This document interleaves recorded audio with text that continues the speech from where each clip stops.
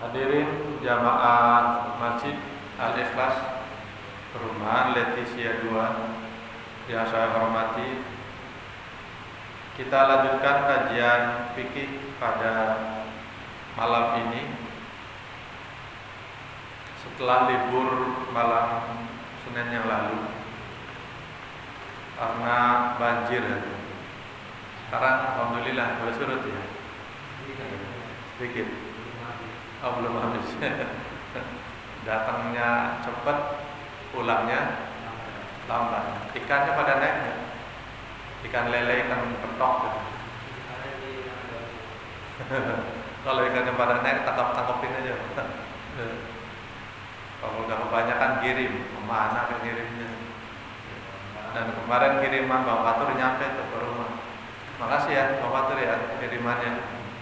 Walaupun nggak ngaji malam Senin yang lalu, tapi kirimannya Bang Fatur nyampe ke rumah.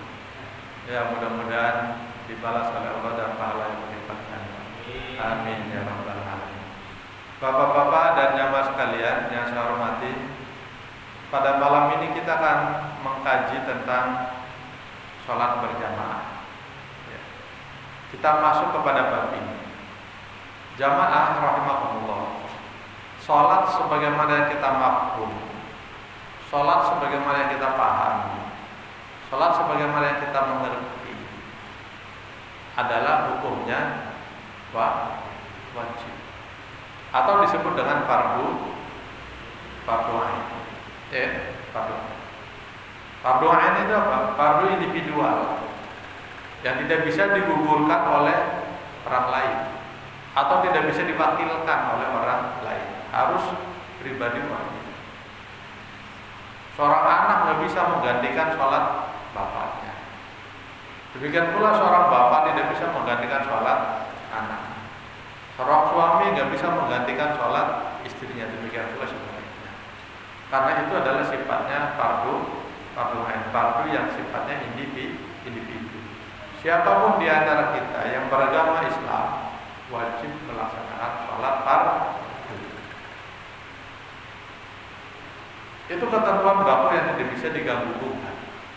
Dalam kondisi bagaimanapun kita terus melaksanakannya. Karena satu-satunya kewajiban yang tidak bisa diganti itu adalah sholat. Dan tidak bisa ditinggalkan, itu adalah sholat. Sering saya sampaikan di kajian ini, sholat itu berdiri bagi yang mampu. Kalau nggak bisa berdiri, duduk, ya kan? Tetap hukumnya wajib. Kalau nggak bisa duduk, tidur miring, ya berbaring.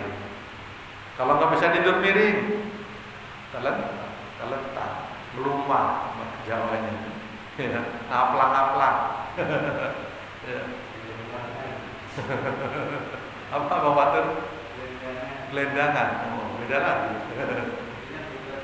Oh, begitu. Gelendangan namanya. Nggak bisa tidur terlentang, cukup isyarat dengan mata. Jadi kedap-kedip matanya aja, naik turun, kedap-kedip matanya. Nah, kalau udah isyarat pakai mata juga nggak bisa, itu panggil Pak Ardin, suruh nalkinin la ilaha illallah. Cara nalkinin itu kalau orang yang sakitnya itu sudah membaca la ilaha illallah, itu udah, jangan dilanjutkan. Karena itu adalah akhir ucapannya dia. Jangan diterusin la ilaha illallah terus. Khawatir kalau keterusan, kalau kebablasan, itu berhenti pada lafaz la ilaha. Lagi la ilaha, cabut nyawanya. Itu kan jadi kufur. Ya, karena dia membaca tiada Tuhan selain. Karena ada kalimat la ilaha, tidak ada Tuhan, baru sampai di situ. Illallahnya nggak kebaca. Itu kan jadi sul khotim. Kalau udah benar membacanya la ilaha illallah, matalkin sesungguhnya tidak harus dilanjutkan sampai dia meninggal. Nah, baik. Jamaah rahimakumullah. Sekarang kita masuk kepada sholat berjamaah. Sebelum saya sampaikan kajiannya, saya bertanya dulu kepada jamaah. Hukum sholat berjamaah itu apa? Ada yang jawab? Fardu kifayah. Satu. Ada yang jawab lagi? Hukum sholat berjamaah. Dan ini berjamaah maghrib. Tadi berjamaah kan? Ntar juga bentar lagi kita mau sholat berjamaah isya. Nah, hukum sholat berjamaah itu apa? Kalau tadi Bardin fardu kifayah. Nah, kita ngaji malam ini ya. Bismillahirrahmanirrahim. Faslun pasal. Saya bacakan kitabnya, Kitab Tadhib fi Adillati Matan Ghaya wa Tahrib. Qala al-mu'allifu rahimahullah wa nafa'ana bi 'ulumihi fid dharain amin ya rabbal alamin. Bismillahirrahmanirrahim. Wa shalatul jama'ati sunnatun muakkadatun. Salat berjamaah itu hukumnya sunnah muakkadah. Apa itu sunnah muakkadah? Sunnah muakkadah adalah sunnah yang mendekati wajib. Sama dengan sholat Idul Fitri, Idul Adha, itu secara hukum adalah sunnah muakkadah. Ya. Sama juga dengan duha, tahajud, itu sunnah muakkadah. Yang sunnah-sunnah tersebut itu punya nilai plus. Kalau di Jakarta itu ada KJP dulu. Sekarang karena programnya itu ditambah menjadi KJP plus. Itu di eranya Pak Anies. Ya. Itu KJP-nya plus. Ada tambahannya. Nah, sholat berjamaah itu sholat yang sunnahnya sunnah plus. Dia muakkadah. Punya nilai lebih, punya nilai tambah. Nah, secara hukum itu sunnah jamaah, ya. Nah, kenapa sholat berjamaah itu dihukumi sunnah? Nanti jamaah akan paham mengapa sholat berjamaah itu dihukumi sunnah, tidak dihukumi wajib. Ya. Ini pentingnya kita punya ilmu. Kalau kita nggak punya ilmu, niscaya akan berprasangka, menduga bahwa sholat berjamaah itu wajib. Duhur ada di masjid, asar ada di masjid, maghrib ada di masjid, isya ada di masjid, subuh ada di masjid. Bagus nggak seperti itu? Bagus, ya, secara umum. Secara amalia, tapi secara hukum itu kurang. Kurang bagusnya apa? 5 waktu dia ada di masjid. Kira-kira orang sibuk apa orang nganggur?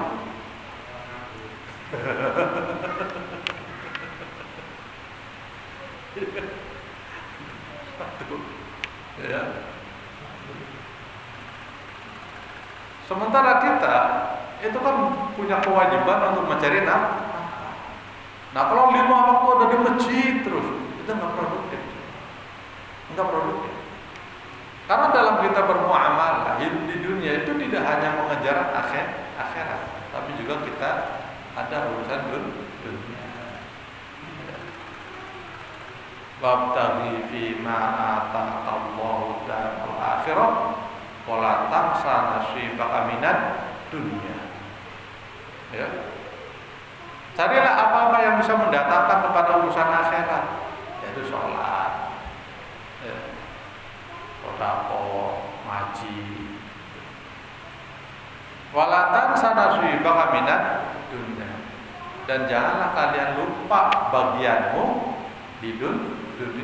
Ada jatahmu di dunia. Artinya apa? Setelah sholat ya kita dari dunia kerja. Bila perlu sebelum bekerja kita sholat dulu. Bang Fatur biasanya kerja jam berapa berangkat? Enggak tentu, biasanya lah jam 9 ya. Jam 9 lah ya rata-rata. Nah sebelum berangkat kerja itu sholat sunnah dulu, namanya sholat duha ya.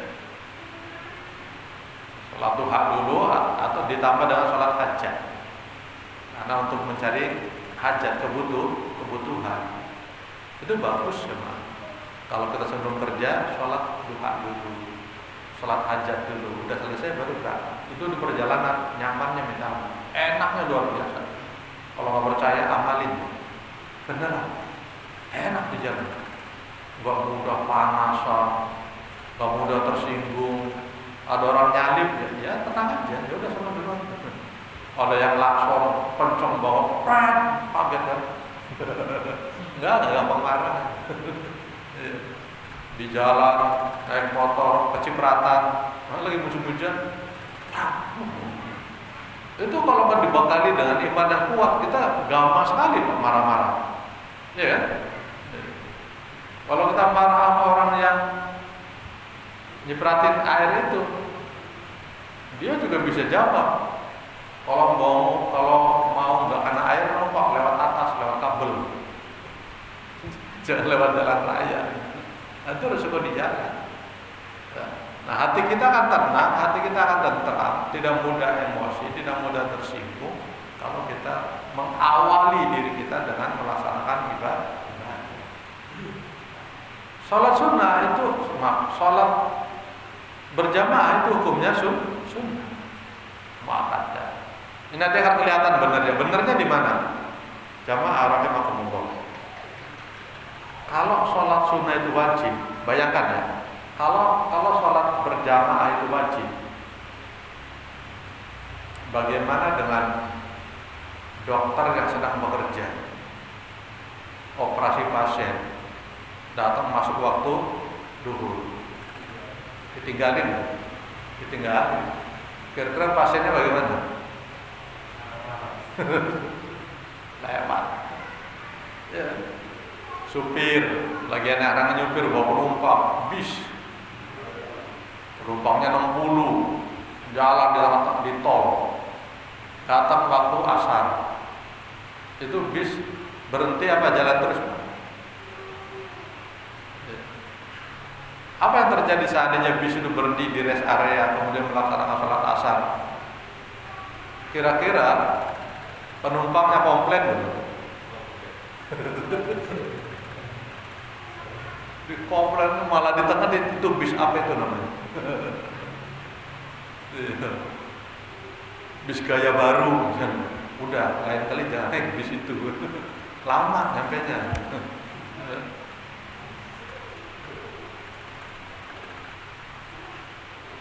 Pak polisi misalnya, yang sedang bertugas,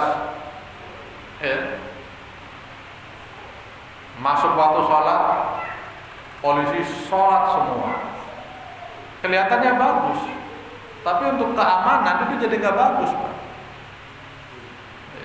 Orang-orang yang akan berbuat jahat itu akan memanfaatkan itu. Tunggu saat polisi sholat semua, baru kita masuk. Jadi efeknya akan negatif kalau sholat sunnah itu dihukumi, sholat jamaah itu dihukumi wajib. Ya. Belum lagi pedagang-pedagang nutup semua. Pom bensin nutup semua, terjadi kemacetan enggak? Terjadi kemacetan, Pak. Coba kalau kita pulang kampung ke mudik, pom bensin buka di rest area, terjadi kemacetan di mana-mana, padahal 24 jam tidak nutup. Apalagi kalau 5 kali selama 24 jam itu nutup, per waktunya misalnya 10 menit sampai 15 menit nutup, wah, ya. Kerugian ekonomi di mana-mana. Nah, dari sinilah kelihatan benar bahwa sholat berjamaah itu dihukumi sunnah muakkad. Sebab kalau sholat berjamaah itu dihukumi wajib, niscaya akan terjadi ketimpangan sosial, dampak yang luar biasa. Makanya kita setelah tahu ini, masuk waktu ya santai aja. Tapi untuk kalangan-kalangan tertentu, Islam jamaah misalnya, atau Islam kelompok-kelompok lain seperti Salafi, Wahabi, itu seolah-olah sholat sunnah itu menjadi wajib. Nah, kalau urusan sholat dia selalu di depan. Nah, konsensus istimewa para ulama itu mengatakan sunnah muakkadah. Mana dalilnya? Ini dia dalilnya. Bahwa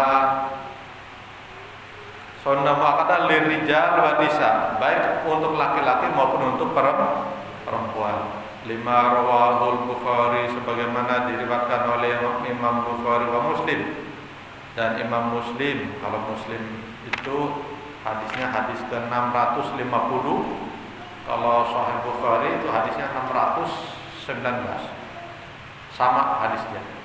Ngan Abdillah bin Umar, dari Abdullah bin Umar radhiyallahu anhuma, semoga Allah meridhoi keduanya, anna Rasulullah sallallahu alaihi wasallam qala, bahwasanya Rasulullah Muhammad sallallahu alaihi wasallam bersabda, sholatul jamaati tafdulu sholatal fardhi bisab'in wa ishrina darajat. Sholat berjamaah itu lebih utama daripada sholat fardhi. Apa itu sholat fardhi? Sholat fardhi itu diartikan al-munfarid, yaitu sholat sendiri.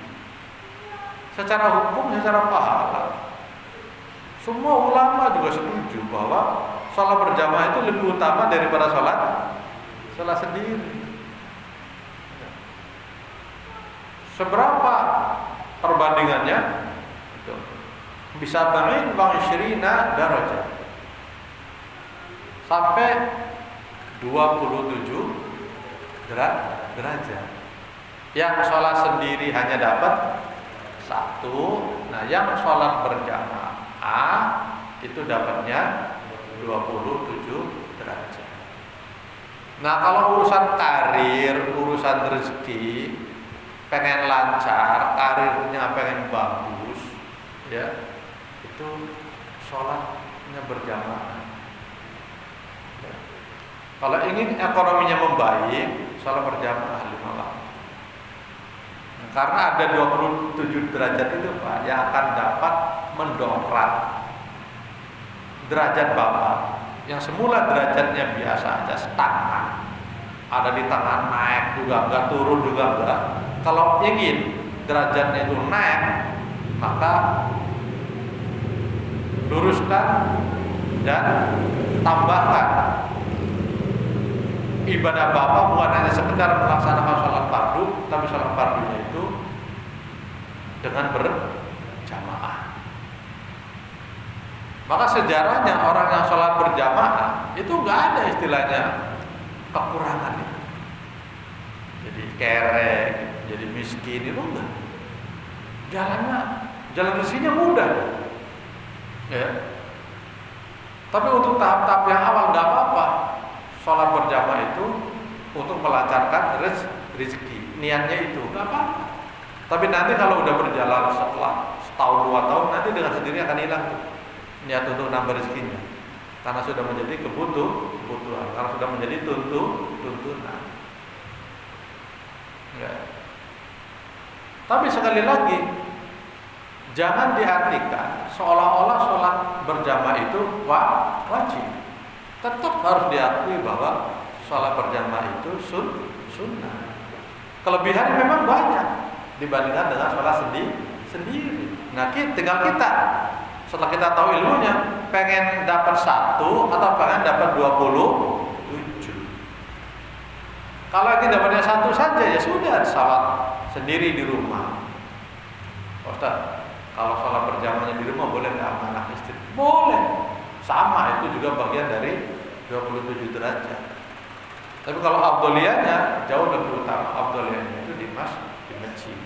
Sepanjang masjidnya itu dekat dengan rumah kita. Karena ada hadis, la sholata di jaril masjid. dan tidak dianggap sah, tidak akan diterima sholatnya seseorang bagi orang yang rumahnya dekat dengan masjid. Serem juga. Kalau hadis itu diterapkan, habis. Dekat ya, Pak Heru ya? Wah, lima waktu harus di sini terus. Berdasarkan hadis itu, sekali nggak sholat di sini, mulu percuma. Karena nggak dianggap sholatnya. Ya. Waduh, kalau begitu berat dong, ya nggak juga. Tapi kalau ngapalin terus berat puasanya. Apa perlu pindah? Jangan. Pindah malah masalah itu. Jauh dari masjid. Orang yang jauh dari masjid aja pengen dekat masjid lah, yang udah dekat masjid malah iki piye karepe. Ngono aja ngono ning ojo ngono. Biasa aja. Nah, enggak usah lari dari masjid. Justru kita harus bersyukur kepada Allah, rumah kita itu dekat dengan masjid, ya. Orang-orang belum dengar azan, kita udah dengar azan. Allahu Akbar. Ngara sekolahnya rumah dekat dengan masjid itu satu, berisik. Ya, berisik. Tapi berisiknya itu kan berisik mendengarkan seruan-seruan ibadah. Ya, mendengar murattal, mendengar sholawatan. Itu. Nah, kalau dinikmati itu akan menjadi kenikmatan tersendiri. Tapi bagi orang yang merasakannya ganggu, bisikin, ya udah jadinya nggak nyaman hatinya dekat dengan masjid itu. Ya. Di Sunter sana, tempat saya ngisi kajian, itu ada rumah bagus, rumahnya di depan masjid, dijual Pak. Udah 10 tahun dipasang pelang, rumah dijual 10 tahun nggak laku-laku rumah itu sampai sekarang. Di depan masjid. Saya tanya sama salah sekitar, Pak, itu masjid apa? Rumah kenapa itu nggak lama-lama dijual di masjid?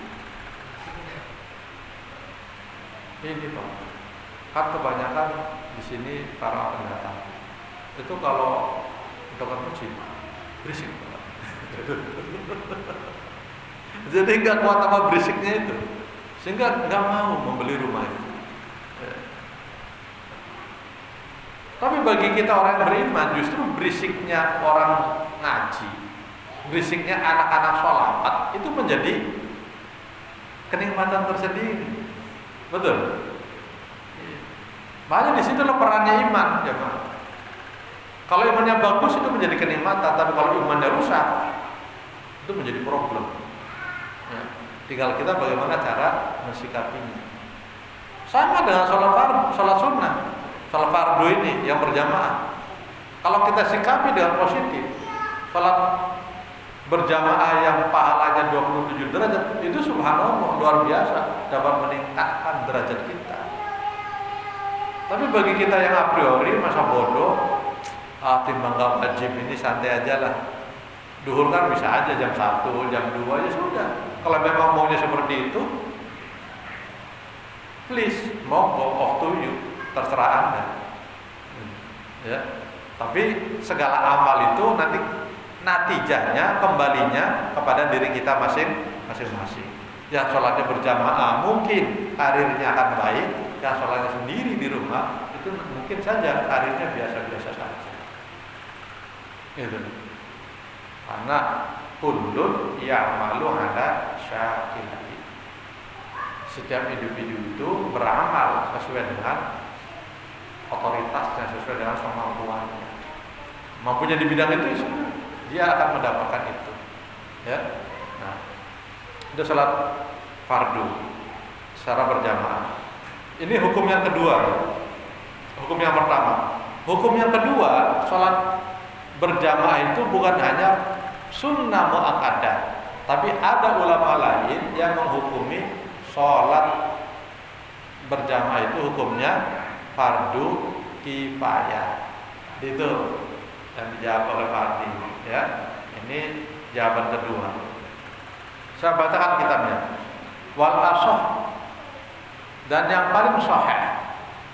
Artinya di sini ada penekanan yang paling benar, ya, antara sunnah muakkadah dengan fardu kifayah. Itu yang paling benar yang mana?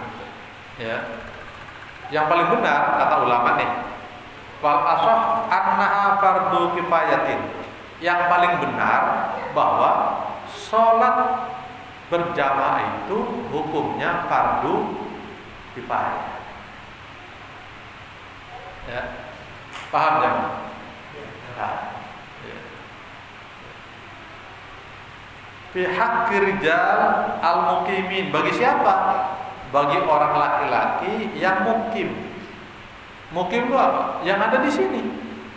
Kalau Bang Patut duhur kan nggak di sini, ya nggak? Maka tidak kena fardu kifayah. Nah yang di sini siapa? Waljiman.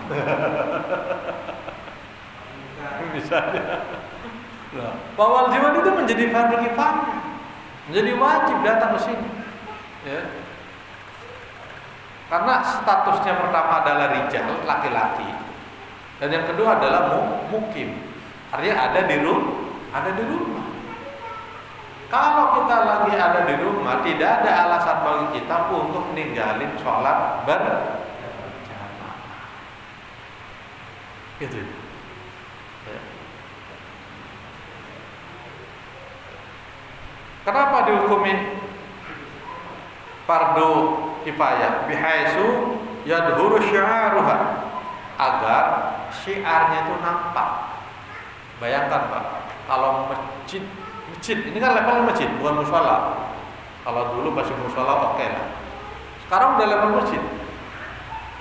Orang yang ada di rumahnya tidak ada keinginan, tidak tergerak hatinya untuk melaksanakan sholat berjamaah. Masjid jadi apa? Rame apa sepi? Sepi apa rame? Sepi. Karena yang ada di rumah sholatnya di rumah masing-masing. Nah, apa yang terjadi kalau kita ada masjidnya sepi, bahkan satu waktu tidak melaksanakan sholat berjamaah, nggak ada orang. Di sini yang paling sepi sholat apa? Duhur. Duhur ya? Paling sepi. Tapi tetap berjalan kan? Ada ya? Ada berapa orang ya? Oh 3 orang. Nah, ini kan perumahan. Jadi penghuninya itu, mukiminnya itu pada keluar kan kerja. Nah, secara hukum nggak kena fardu kifayah tuh. Tapi yang kena fardu kifayah adalah yang ada di sini. Kalau sampai tidak ada satu kampung ini, satu perumahan ini tidak melaksanakan sholat berjamaah satu waktu saja, itu orang satu kampung kena semua. Satu kampung kena semua. Ya. Nah, ini dia hadisnya. 5 rawahu Abu Dawud, sebagaimana diriwayatkan oleh Imam Abu Dawud. Hadis ke-547 Ibnu Dawud, Fasohau Ibnu Hibban dan Ibnu Hibban. Kalau Ibnu Hibban itu 425. Ma min salasatin fi qaryatin aw badwin la tuqamu fihimul jamaah wa fi riwayatin as-shalah illa stahwada alaihimus syaitan. Oh, kama.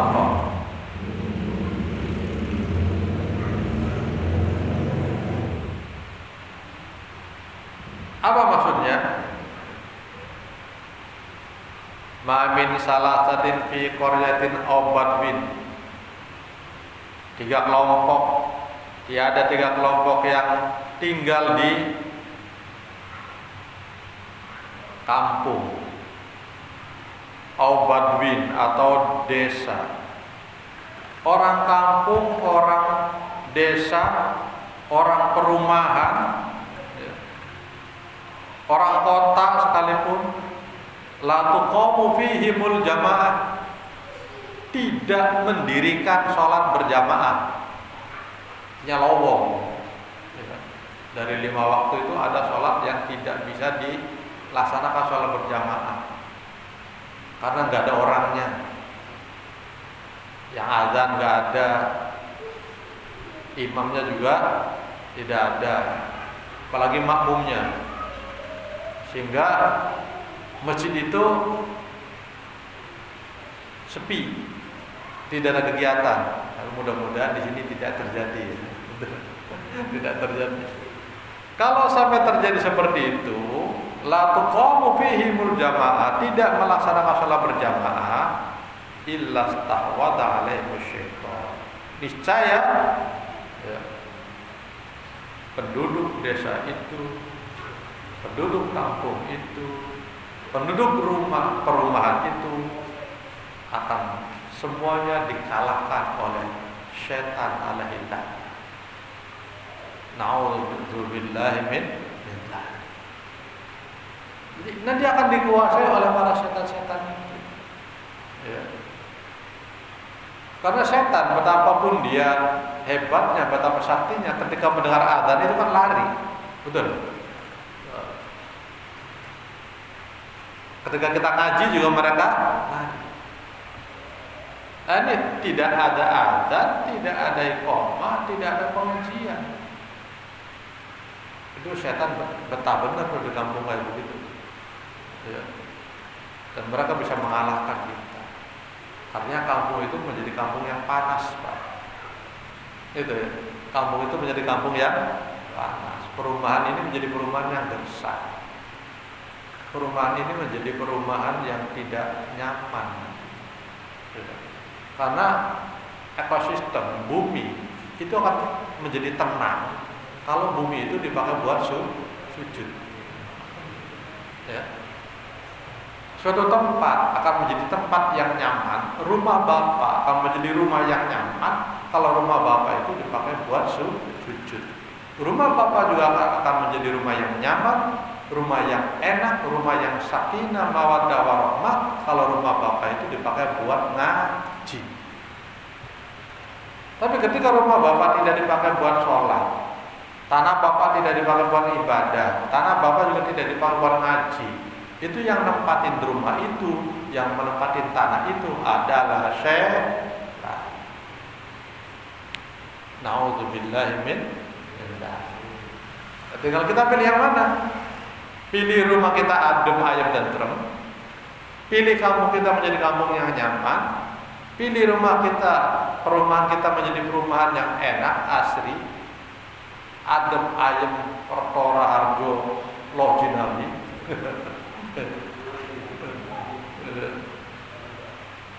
Yang menciptakan itu kita sendiri.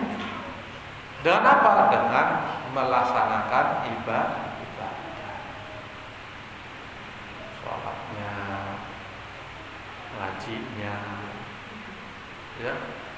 Karena dengan cara itulah kita akan mendapatkan ketentraman dunia dan juga ketentraman akhirat. Jamaah rahimahumullah, ini hukumnya sholat berjamaah. Pertama adalah sunnah muakkadah dan yang kedua adalah fardu kifayah. Terakhir, walal makmumi an yanwiyal ihtimam dunal imam. Bagi makmum wajib niatnya menjadi makmum, ya. Beda dengan imam. Kalau imam itu tidak wajib, Pak. Tidak wajib niat jadi imam. Untuk imam begini, usolli fardhal isya'i arba'a raka'atin mustaqbilal qiblati imaman. Bilang imaman itu gak wajib kalau dia statusnya menjadi imam. Enggak bilang imaman juga enggak apa-apa. Sholli fardhal isya'i arba'a raka'atin mustaqbilal qiblati adaan lillahi ta'ala.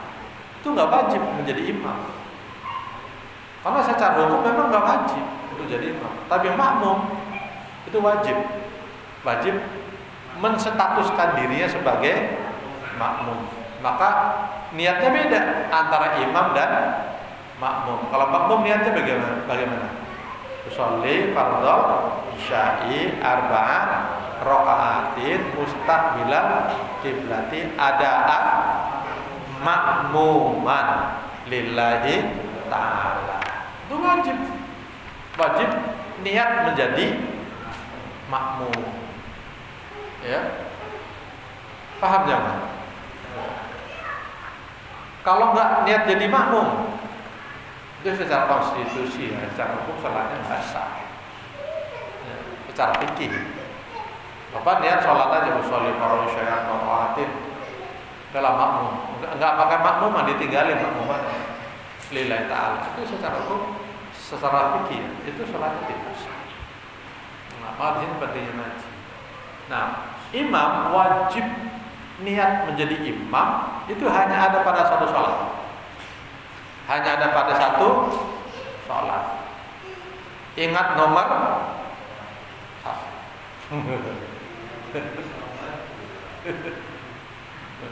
milih itu satu aja bang, nggak boleh milih dua itu, apalagi tiga, nggak sah.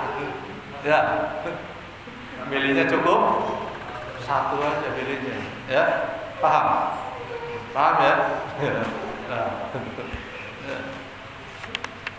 Hanya ada satu sholat yang kita wajib sebagai imam itu niat menjadi imam. Sholat apa? Sholat Jumat. Imam sholat Jumat itu wajib hukumnya niat menjadi imam. Fatur pernah jadi imam sholat Jumat?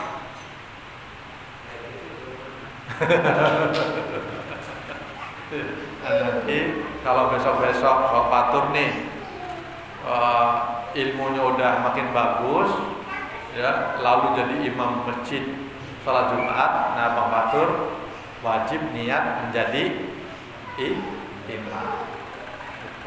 Ya, baik jamaah rahimahullah, sampai di sini kajian fikih pada malam ini tentang hukumnya sholat berjamaah. Ya, barangkali ada di antara jamaah yang akan bertanya,